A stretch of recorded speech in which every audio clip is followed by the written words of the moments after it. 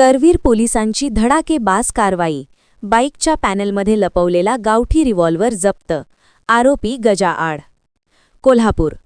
करवीर तालुक्यातील म्हालसवडे येथे करवीर पोलिसांनी धाडसी कारवाई करत बेकायदेशीररित्या बाळगलेला गावठी बनावटीचा रिव्हॉल्वर जप्त केला. विशेष म्हणजे आरोपीने हा रिव्हॉल्वर आपल्या मोटारसायकलच्या पॅनेलमध्ये लपवून ठेवला होता. या कारवाईत पोलिसांनी एकूण 1,70,000 रुपये किमतीचा मुद्देमाल जप्त केला असून आरोपीला अटक करण्यात आली आहे. मिळालेल्या माहितीनुसार म्हालसवडे येथील पंढरीनाथ श्रीपती पाटील वय 50 याच्याकडे बेकायदेशीर शस्त्र असल्याची माहिती पोलीस हवालदार सुभाष सरवडेकर यांना मिळाली होती.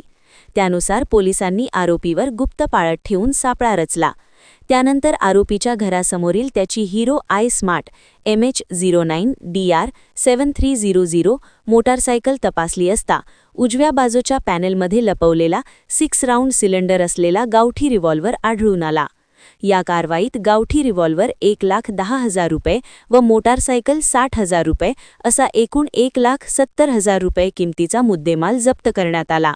या प्रकरणी आरोपीविरुद्ध गुन्हा दाखल करण्यात आला असून न्यायालयाने त्याला पोलीस कोठडी सुनावली आहे.